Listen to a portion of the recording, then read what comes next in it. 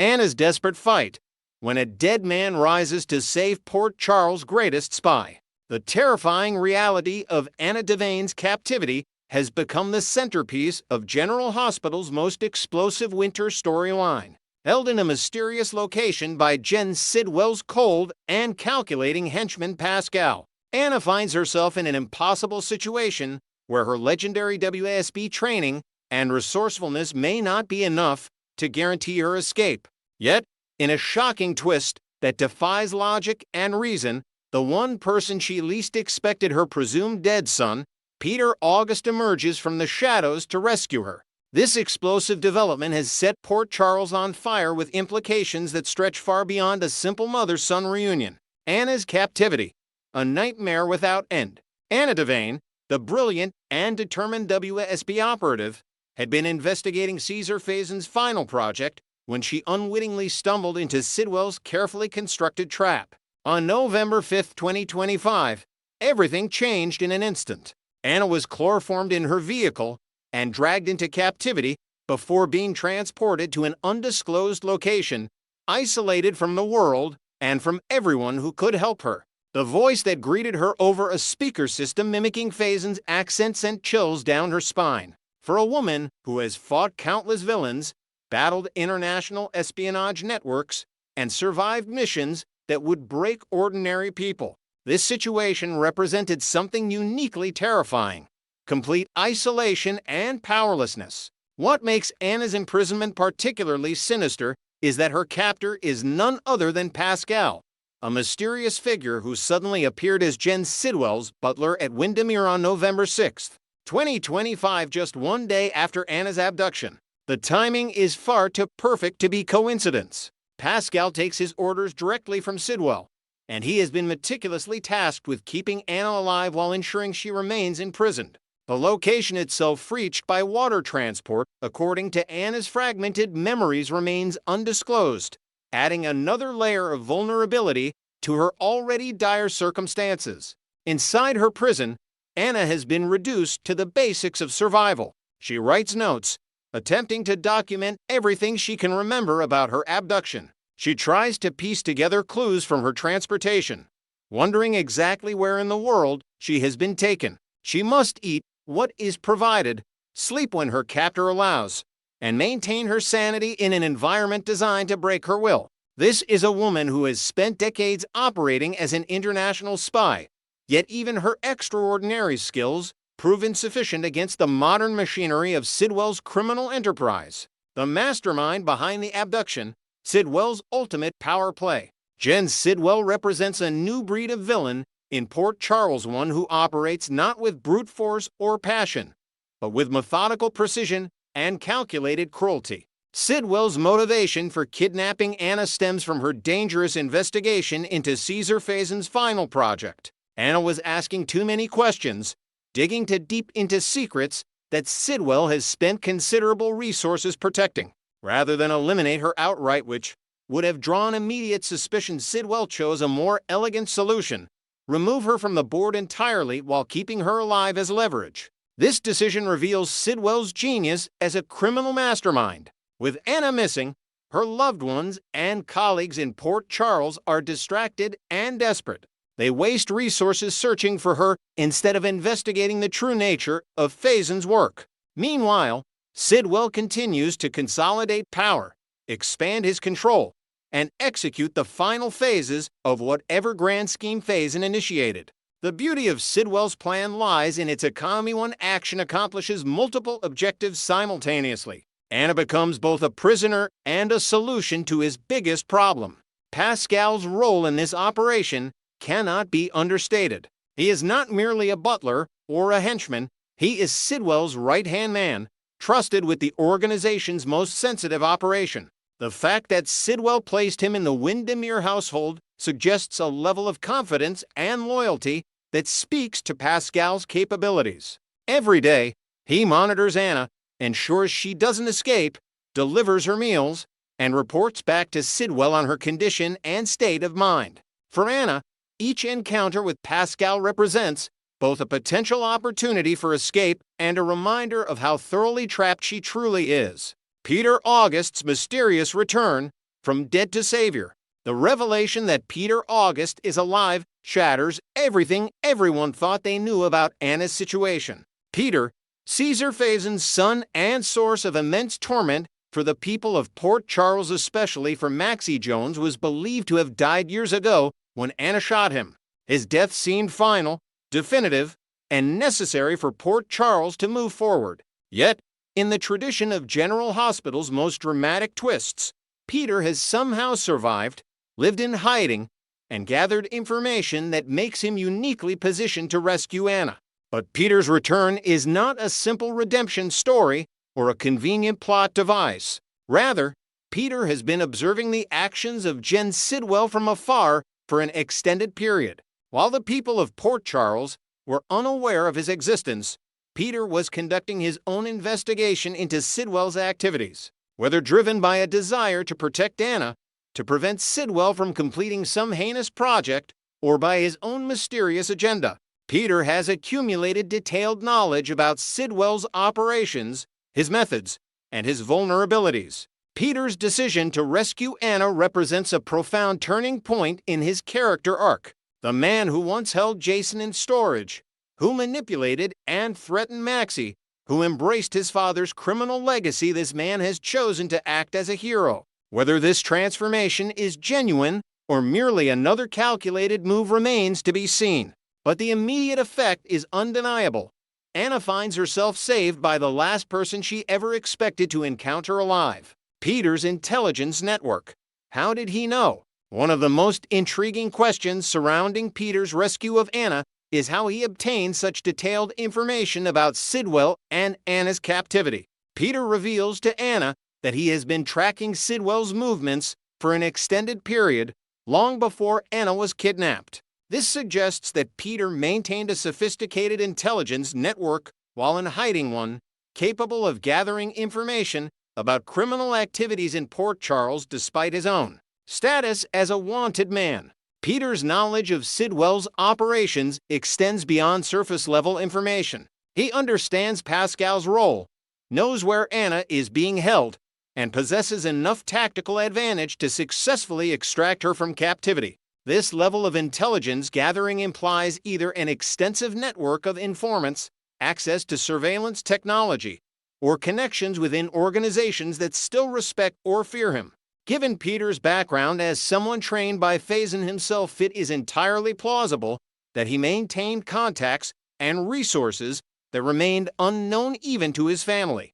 The revelation of Peter's intelligence gathering also raises critical questions about what else he knows. Has Peter been monitoring Sidwell because of Anna, or does Sidwell's operation threaten something even larger? Is Peter acting independently, or is he part of some larger intelligence operation? Did the WOSB know Peter was alive all along? These questions will undoubtedly drive Port Charles' narrative forward in the coming weeks. Anna's complex reaction to salvation. For Anna, the moment when Peter reveals himself must be almost incomprehensible. Relief, shock, confusion, and countless other emotions would crash through her in an instant. This is her son, a son she failed to save from his father's corruption, a son who became a villain, a son she watched slip deeper into darkness. Yet here he is, alive, defying years of certainty about his death, and saving her from a fate she wasn't sure she would survive. Anna's response to Peter's rescue will likely be complicated by her years of experience as an intelligence operative. She would want answers. She would need to understand how Peter survived, where he has been,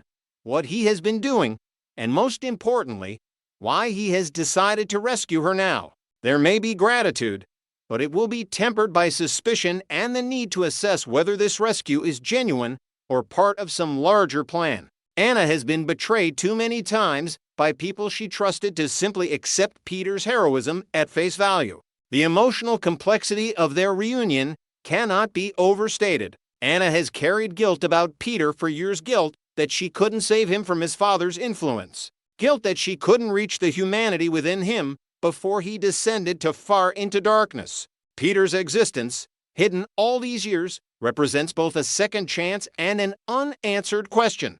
What has changed him? What has he been doing? Can he truly be trusted?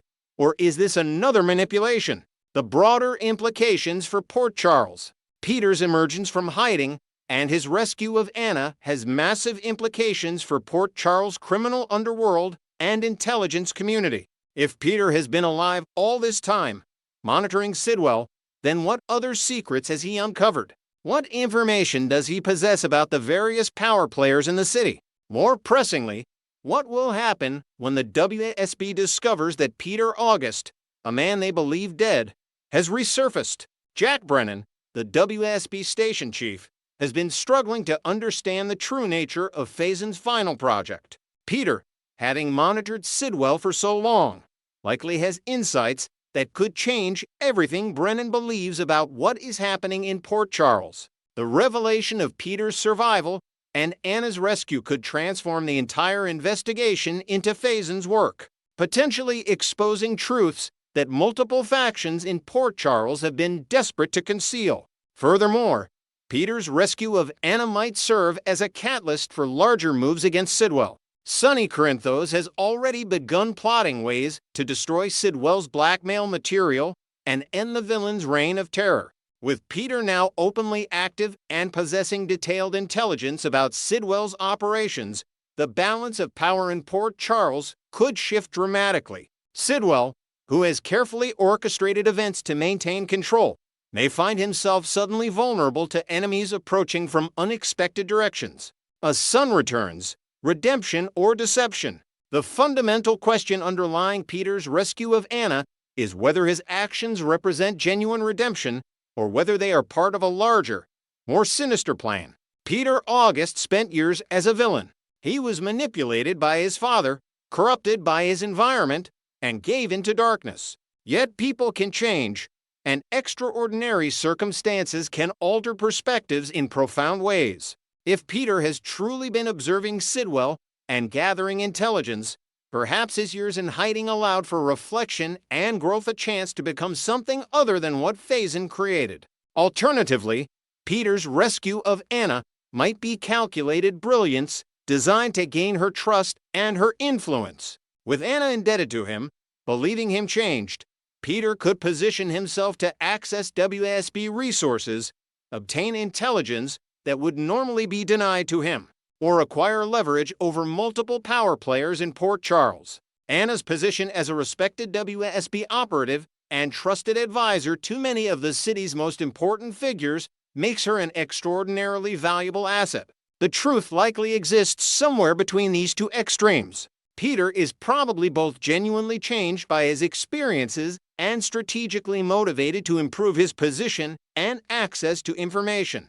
Port Charles has taught viewers that people are rarely purely good or purely evil, most operate in the murky gray where motives mix and actions have multiple levels of meaning. The danger ahead, Sidwell's retaliation. Anna's escape will not go unnoticed by Sidwell, and the villain's response could prove devastating. Sidwell has demonstrated a willingness to use violence and manipulation to maintain control. He has blackmailed Sonny Corinthos and Laura Collins with photographic evidence and physical evidence from crimes they didn't commit. He has kept Britt Westburn under psychological and chemical control. He has orchestrated the kidnapping of a WSB operative and maintained her in captivity. Sidwell's immediate reaction to Anna's escape and Peter's emergence will likely be to consolidate what remains of his position and strike back against both Anna and Peter. He may accelerate plans related to Faison's final project, whatever those plans may be. He may target people close to Anna to punish her escape and discourage future defiance.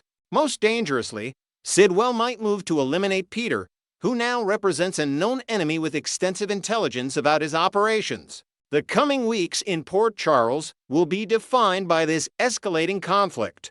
Anna must recover from her captivity and work to understand what has changed in her son. Peter must navigate the dangerous position of being alive after years in hiding while managing his relationship with Anna and dealing with Sidwell's inevitable retaliation. All the while, Sidwell continues to execute plans that could reshape Port Charles entirely, and multiple factions including Sonny, Laura, the WSB, and people connected to Faison's final project move toward confrontation. Conclusion: a new chapter begins. Anna Devane's rescue by her previously presumed dead son Peter August marks a turning point in General Hospital's most intricate storyline. What began as a straightforward kidnapping has evolved into something far more complex, a tale involving resurrection, hidden intelligence networks, redemption questions, and the nature of family bonds tested by darkness and time.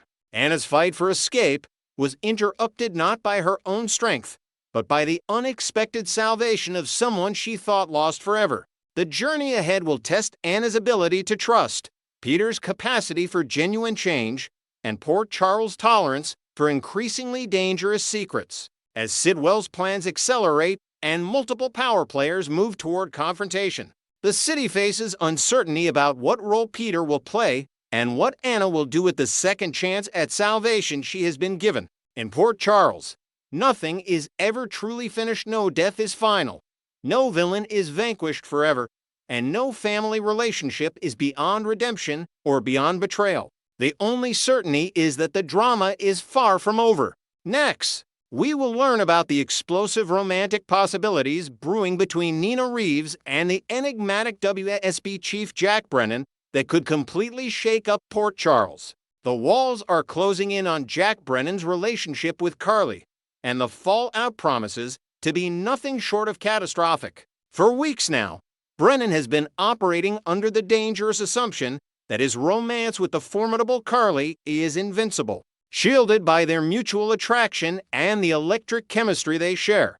However, Jack has made a critical miscalculation in underestimating the protective instincts of a woman whose entire world revolves around her children and those she holds dear. What Brennan failed to recognize is that Carly isn't just any woman in Port Charles. She's a force of nature who has toppled mob bosses, dismantled criminal enterprises, and destroyed anyone foolish enough to threaten her family. Behind the scenes, a devastating alliance has been forged that spells doom for Brennan's carefully constructed relationship. Carly has joined forces with the cunning and resourceful Valentine Casadini, creating a partnership that combines Carly's ruthless determination with Valentine's strategic brilliance and insider knowledge of the intelligence community. Together, they've embarked on a calculated mission to expose Jack Brennan for whatever secrets he's been harboring, and their investigation is rapidly approaching its explosive conclusion. The irony is delicious. While Brennan has been basking in the glow of his romance with Carly, she's been methodically gathering evidence and building a case that will bring his world crashing down around him. The breaking point is imminent, and when Carly discovers the full extent of Brennan's deception and manipulation, the explosion will be heard throughout all of Port Charles. Jack will learn too late that crossing Carly or endangering her children is a mistake from which there is no recovery. The relationship that seemed so solid and promising will shatter into a million pieces, leaving Brennan reeling from the loss and the humiliation of being outsmarted by the very woman he thought he had in his corner. Carly's wrath is legendary in Port Charles, and Brennan is about to experience it firsthand in the most devastating way possible. In the aftermath of this romantic disaster, Jack Brennan will find himself unexpectedly available and emotionally vulnerable for the first time in years. As the powerful and charismatic head of the World Security Bureau, Brennan commands respect and admiration from intelligence operatives across the globe. His rugged good looks, combined with his position of authority and the aura of danger that surrounds him, make him one of the most eligible bachelors in Port Charles. Women have always been drawn to his combination of strength, intelligence, and the mysterious nature of his work in the shadows of international espionage. Enter Nina Reeves, a woman who has been navigating the lonely waters of single life ever since her tumultuous marriage to mob kingpin Sonny Corinthos imploded in spectacular fashion.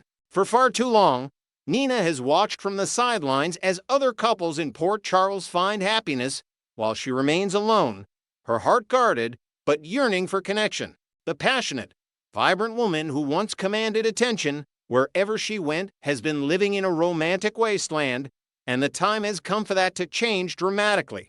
Recent developments, both on-screen and behind the scenes, have provided tantalizing clues that Nina and Brennan romance might be more than just wishful thinking from devoted fans. In what could be interpreted as a significant breadcrumb trail, actor Chris McKenna took to his social media platforms and shared an intriguing photograph featuring himself alongside the talented Cynthia Watros. The post was captioned simply, but provocatively, "Nina and Brennan BTS," referring to behind-the-scenes footage or moments. For eagle-eyed General Hospital enthusiasts who have learned to decode the subtle hints dropped by cast members, this social media post set off alarm bells and sparked intense speculation about what romantic storylines might be developing between these two complex characters. The foundation for a potential Nina and Brennan connection has already been carefully laid through their previous interactions. Viewers will recall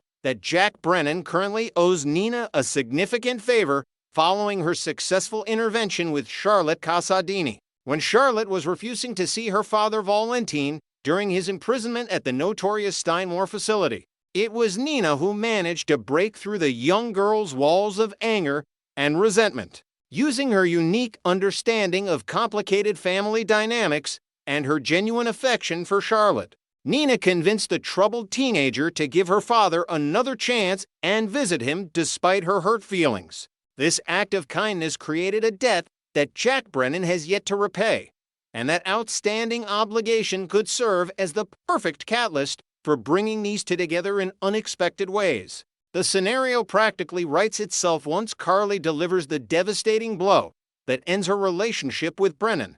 Nina could see an opportunity that's simply too delicious to resist. There's nothing in all of Port Charles that Nina Reeves enjoys more than getting under Carly's skin, and the prospect of dating her nemesis's freshly discarded ex-boyfriend would be absolutely irresistible. Nina could approach the situation with calculated precision, reminding Jack of that favor he still owes her from the Charlotte situation. Perhaps over drinks at the Metro Court or during a chance encounter in the park, Nina could propose a simple dinner date as payment for her assistance with his goddaughter. What might begin as a strategic move designed primarily to infuriate Carly could evolve into something neither Nina nor Jack anticipated: genuine chemistry and real feelings developing between two people who understand loss, loneliness, and the complicated nature of life in Port Charles. Another equally compelling scenario involves a chance meeting at the Brown Dog, Port Charles's favorite watering hole, where broken hearts and shattered dreams are regularly drowned in expensive liquor.